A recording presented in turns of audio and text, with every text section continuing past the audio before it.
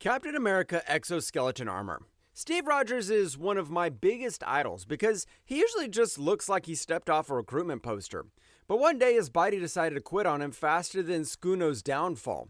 Mark Gruenwald's long run on the title reached a point where the super soldier serum started rotting inside Steve's veins. This caused a total muscular collapse, leaving the world's most athletic man unable to even lift a finger to doom scroll on Instagram reels. Tony Stark, never one to miss an opportunity to pull someone into a metal box, decided to build Steve a massive exoskeleton. This thing was a visual tragedy that looked like a refrigerator and a race car had a very ugly baby. It threw away the sleek silhouette of a master gymnast and replaced it with a hulking metallic mess covered in random pipes and giant shoulder pads. The color scheme was a loud mess of red, white, and blue plates that made him look like he was auditioning for a role in a low-budget Power Rangers knockoff.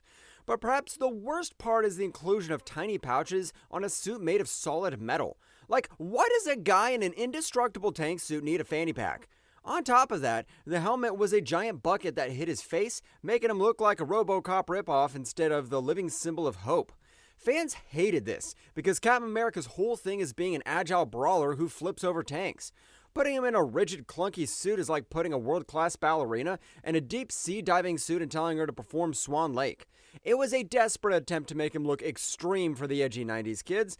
The suit eventually went away, but I'm gonna be honest, the trauma of seeing Cap look like a piece of heavy machinery still remains. It was a dark era where cool meant having as much chrome as possible, regardless of whether you could actually move your arms. Steve actually got his muscles back and went back to spandex, which is much better for dodging bullets. If you ever feel like your outfit's a bit too much, just remember there was once a version of Captain America who couldn't use a bathroom without a crew pit. Boob Window Invisible Woman. Susan Storm spent decades being the heart and the soul of the Fantastic Four, but in 1992 she decided she needed to look like she was headed to a very kinky nightclub. Tom DeFalco and Paul Ryan introduced a costume in Fantastic Four issue 371 that I personally think redefined the word unnecessary. The classic professional blue jumpsuit was tossed in the trash for something that defied both gravity and common sense. This new ensemble featured a bare midriff and a giant cutout in the shape of a 4 over her chest. It was a cleavage window that didn't even try to pretend it was for tactical ventilation. She also wore thigh-high boots and opera gloves because nothing says interdimensional explorer like accessories from a high-fashion runway. The story tried to justify this by saying Sue was dealing with the trauma of her evil alter ego Malice and wanted to show she was no longer a demure mother. Apparently, the only way the writers thought a woman could show strength was by showing as much skin as possible. Imagine standing in front of Galactus, a being who eats planets, while wearing a costume that could be defeated by a stiff breeze or even a slightly loose thread.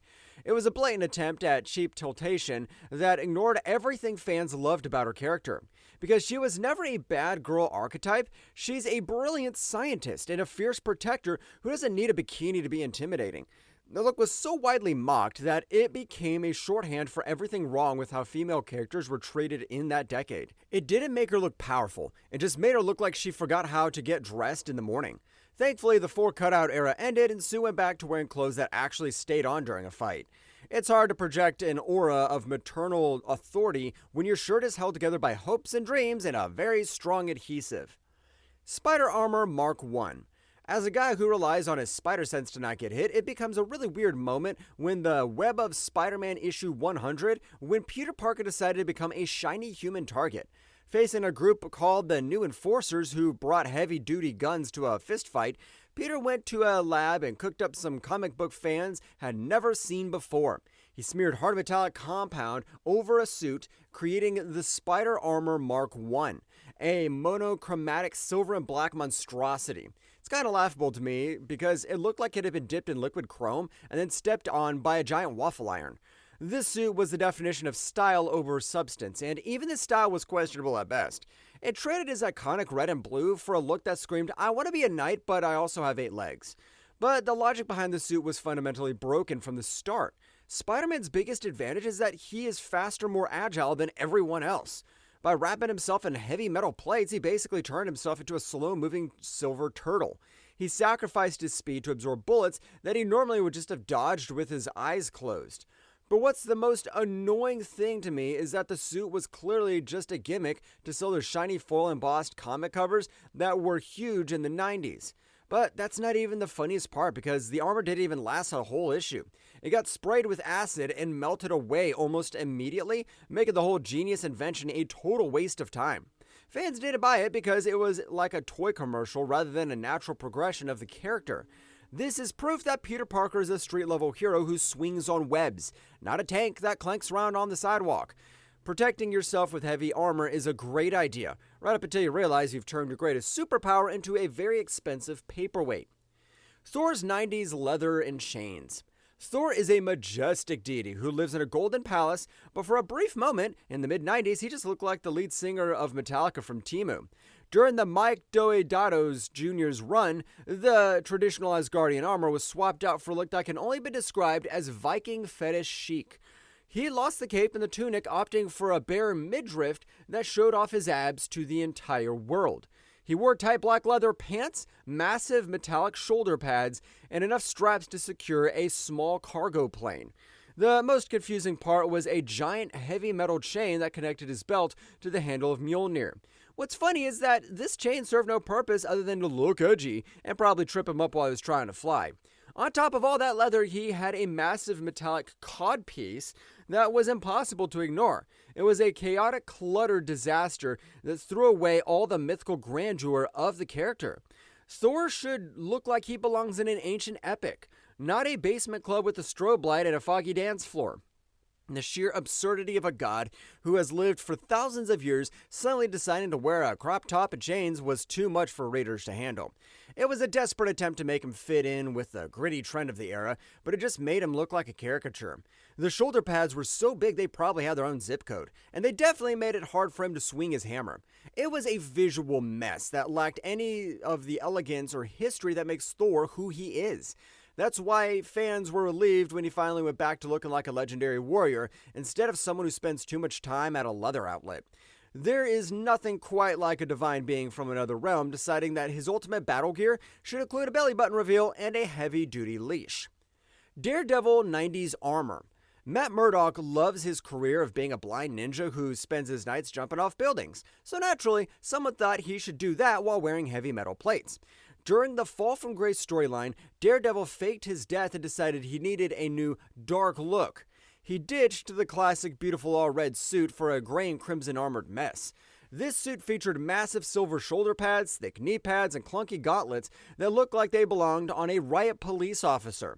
The cowl was also redesigned with jagged lines and white panels, making him look less like a devil and more like a random vigilante wannabe.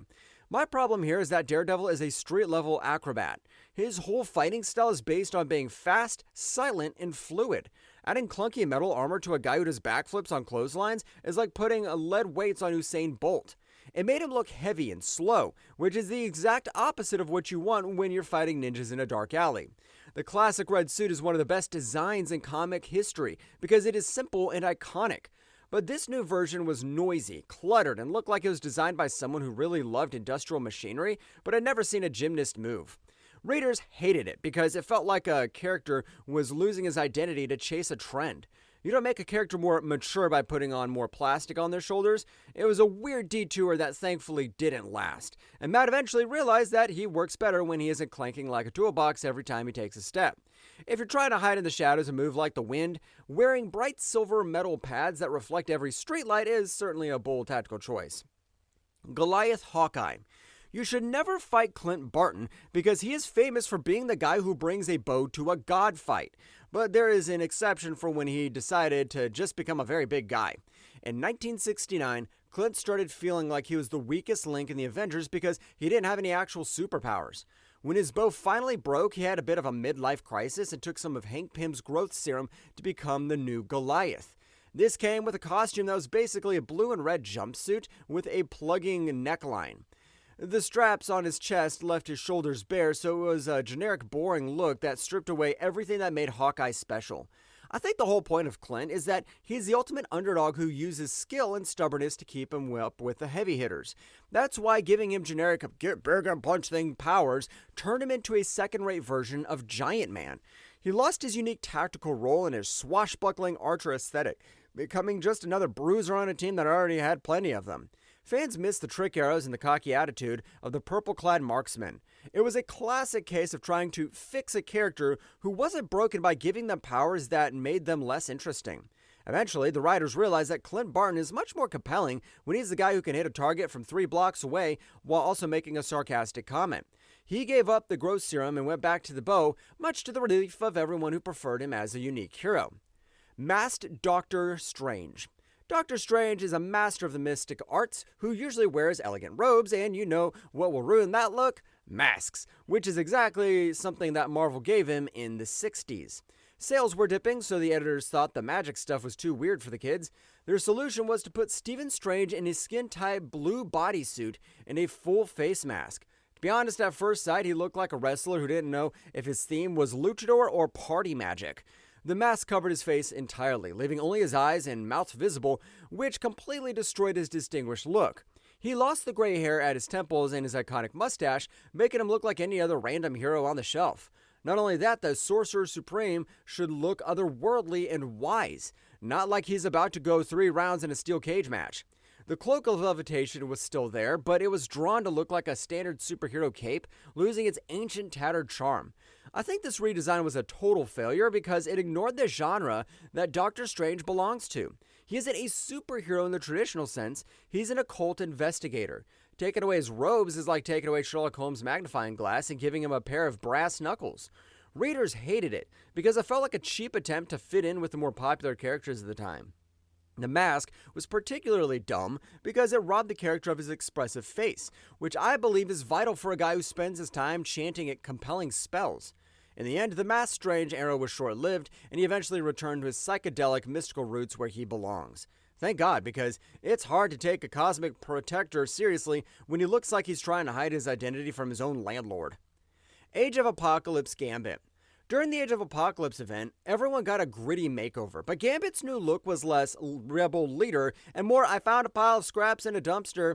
Instead of his sleek, stylish duster and head sock, Remy LeBeau was given a dark, bulky blue suit covered in red accents and random straps. He wore the trench coat that was so oversized and broad-shouldered that it made him look like a square block with a head.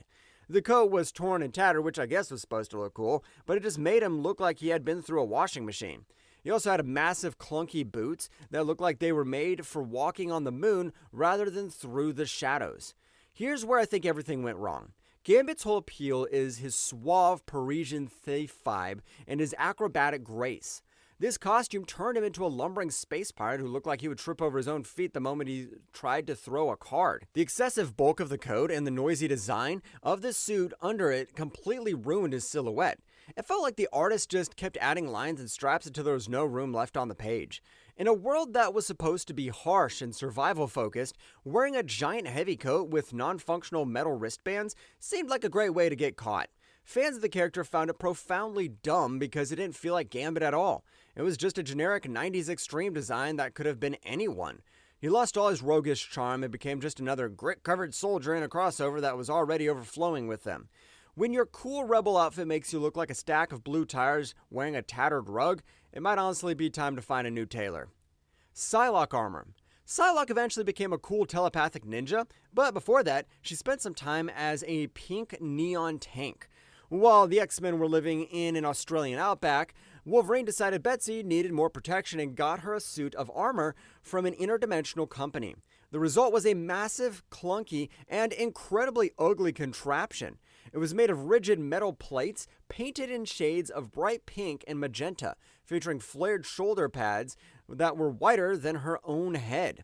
She also had a purple cape that made her look like a big fan of grapes, but I think the worst of all is that the sheer size of the armor was ridiculous for a character who's a telepath. Psylocke usually stands in the back and uses her mind to fight, so why did she need a suit of heavy plate armor that looked like it had 5 times Lizzo's weight? It completely hid her natural form and made her look incredibly stiff and awkward. The color choice was also a disaster, as neon pink isn't exactly the best choice for a team trying to keep a low profile in the desert. It was a visual mess that made no thematic or practical sense for the character. It honestly just looked like a toy designed by someone who never actually read an X-Men comic. Readers hated it because it was so jarringly different from her elegant and sophisticated personality. She looked like she was wearing a plastic suit of armor from a cereal box promotion. Thankfully, she eventually got her ninja makeover, which was much better fit for her skills and style, and the pink metal monstrosity was buried in the past where it belongs. Bomber Jacket Avengers. Last but not least, in 1995, Marvel decided that the Avengers didn't look enough like a synchronized dance troupe, so they gave them all matching leather jackets. During this time, the team was forced to wear brown bomber jackets with a giant letter A logos on the back. The craziest part was that they wore these jackets over their existing costumes. Imagine Thor, a literal god with a hammer, wearing a casual leather jacket on top of his divine armor. The logic was that it would give them a unified look, but it just made them look like they were all wearing the same theme park. It was a blatant attempt to copy the success of the X-Men's leather jacket era, but I just don't think it fit the Avengers at all. A leather jacket provides absolutely no tactical advantage to a superhero, and for flying characters, it's just extra drag that makes them slower. It was a peak example of corporate synergy where an editorial mandate forced a trendy look onto characters who didn't need it. The jackets were bulky, looked silly over capes, and made the Earth's mightiest heroes look like a group of middle-aged dads trying to look cool at a barbecue. The fans mocked it relentlessly because it was so unnecessary. You don't make a team more iconic by giving them all the same piece of casual wear from a discount clothing store. It remains one of the most hilariously dated decisions in the history of the Avengers, a reminder that just because something is trendy doesn't mean it belongs on a God of Thunder. It's truly a testament to the power of a brand when you think the leather jacket is just one thing your incredible robot body is missing. Well, that's it for this one. If you liked the video, hit that like button, subscribe for more, and ring the bell so you never miss a drop. Craving more stories from comics, movies, and beyond? Check out this video right here. Cheers, and see you in the next one.